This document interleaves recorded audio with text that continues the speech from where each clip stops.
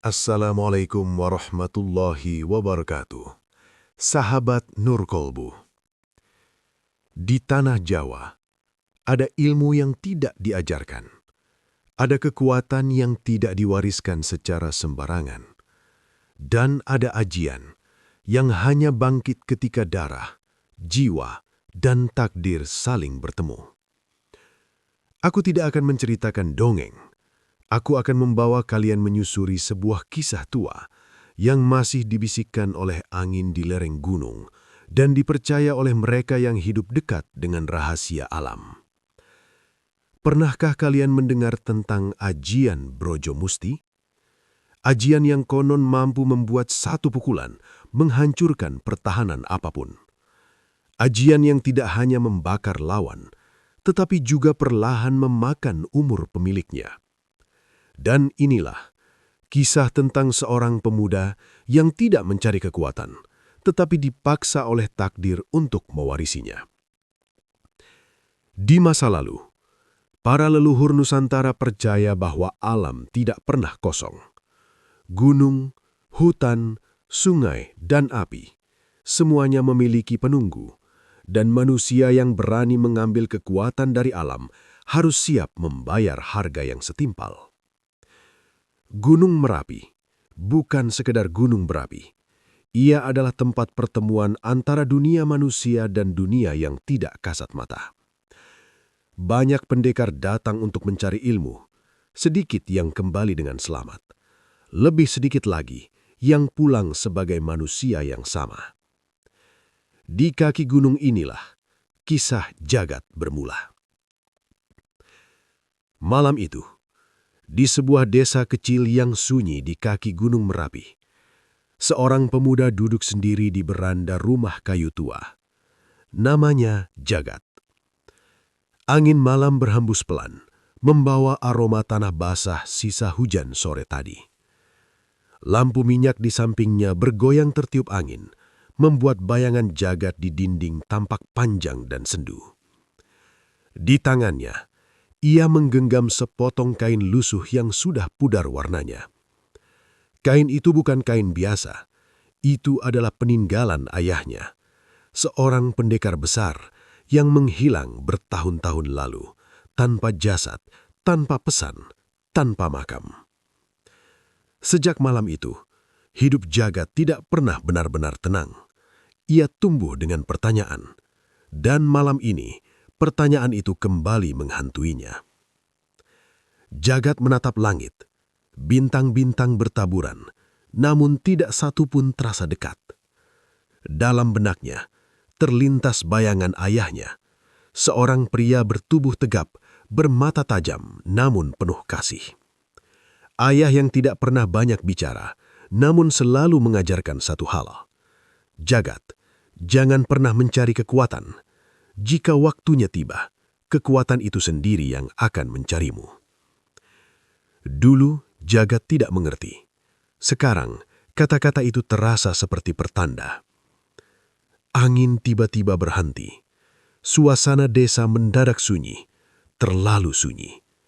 Jagat merasakan sesuatu, bukan suara, bukan bayangan, tapi tekanan, seperti ada sesuatu yang berdiri tidak jauh darinya. Perlahan, dari balik kabut tipis di jalan desa, muncul sesosok lelaki tua. Jubahnya putih bersih, rambutnya panjang tergerai, janggutnya memutih seperti kapas. Di tangannya, sepotong tongkat kayu tua menghantam tanah pelan. Tok, tok, tok. Setiap langkahnya terasa berat, seolah tanah sendiri memberi jalan. Jagat berdiri.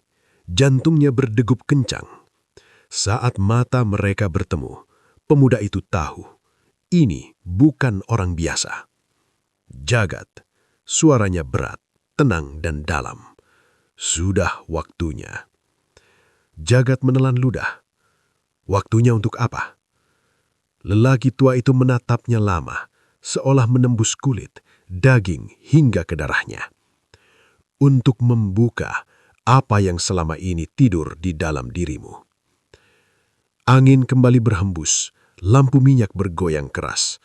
Dan di saat itulah, jagat belum tahu bahwa malam ini adalah akhir dari hidup lamanya dan awal dari jalan yang tidak bisa ia tinggalkan lagi.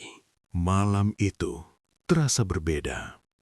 Bukan karena dinginnya angin, bukan karena sunyinya desa, melainkan karena sesuatu yang selama ini tersembunyi akhirnya menampakkan diri. Jagat berdiri terpaku di hadapan lelaki tua berjubah putih itu. Ia ingin bertanya banyak hal, namun suaranya tertahan di tenggorokan. Ada rasa hormat, ada rasa takut, dan entah mengapa ada rasa familiar yang tidak bisa ia jelaskan. "Empu, siapa sebenarnya kau?" Akhirnya Jagat memberanikan diri bertanya. Lelaki tua itu tersenyum tipis. "Aku hanya penjaga janji lama," katanya, "dan sahabat ayahmu." Nama itu, kata ayahmu, menghantam dada Jagat lebih keras dari apapun. "Namaku Empu Ureda," ucap lelaki tua itu pelan. Jagat terhenyak. Nama itu pernah ia dengar dari bisikan warga desa, dari cerita setengah berani yang diucapkan dengan suara pelan. Empu Ureda, pertapa gunung, pendekar tua, dan satu-satunya orang yang selamat dari ritual api Merapi puluhan tahun silam. "Tidak banyak yang mengenalku," lanjut Empu Ureda, "dan lebih sedikit lagi yang masih hidup untuk menyebut namaku." Jagat mengempalkan tangannya. "Jika empu mengenal ayahku, katakan padaku, kemana ia pergi?" Lelaki tua itu tidak langsung menjawab. Ia menatap ke arah Gunung Merapi yang menjulang gelap di kejauhan. "Beberapa orang tidak pergi, Jagat," katanya akhirnya. "Mereka menyatu." Empu Ureda melangkah mendekat. Tongkat kayunya kembali menghantam tanah. "Ayahmu bukan pendekar biasa," katanya. "Ia adalah pewaris terakhir Braja Musti sebelum dirimu." Jagat terdiam. Dadanya terasa sesak. "Braja Musti bukan sekedar ajian," kata Empu Ureda lanjut. "Ia adalah perjanjian antara manusia dan api. Dulu, leluhur mereka mencari cara untuk menandingi senjata, racun, dan kekuatan gelap. Mereka naik ke puncak Merapi, mereka berbicara dengan api, dan mereka membayar harga. Tidak semua yang mencoba kembali," kata Empu Ureda lirih. "Ayahmu kembali, tapi tidak pernah benar-benar turun." Jagat menunduk. Untuk pertama kalinya, ia memahami satu hal. Ayahnya tidak meninggalkannya. Ayahnya memilih jalan yang tidak bisa diikuti sembarang orang.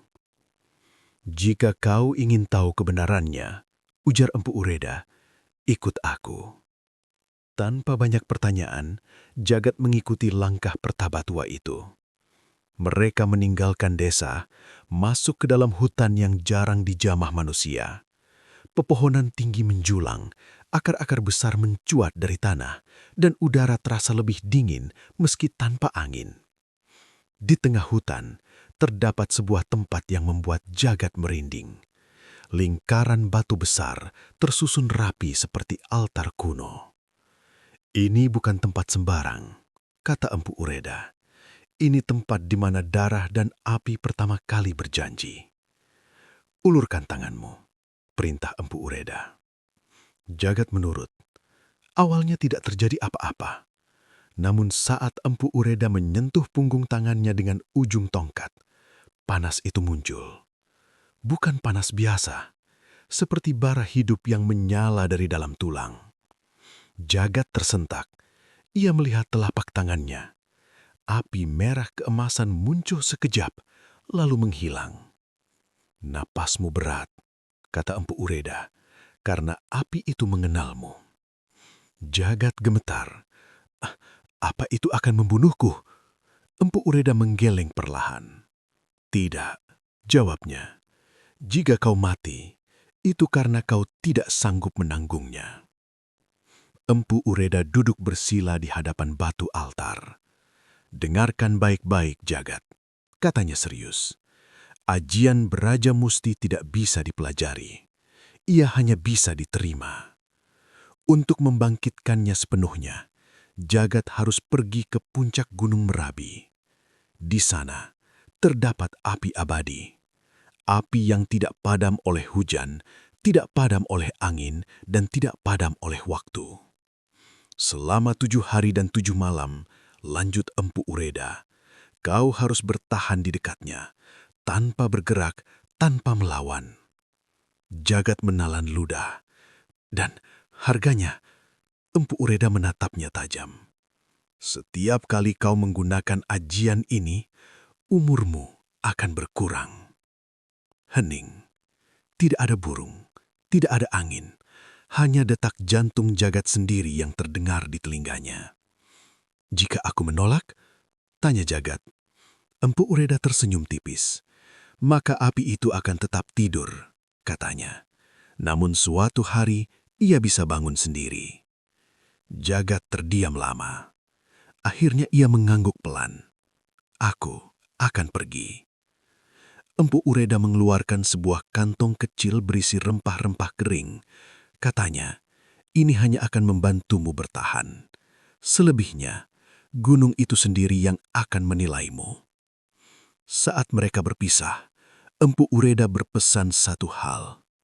Jika kau mendengar suara memanggil namamu di gunung, jangan pernah menjawab.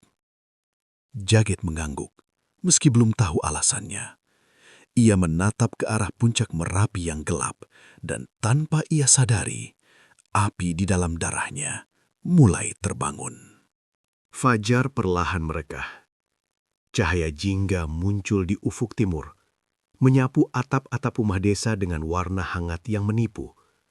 Udara pagi masih dingin, embun menempel di dedaunan, dan suara ayam jantan terdengar bersahutan.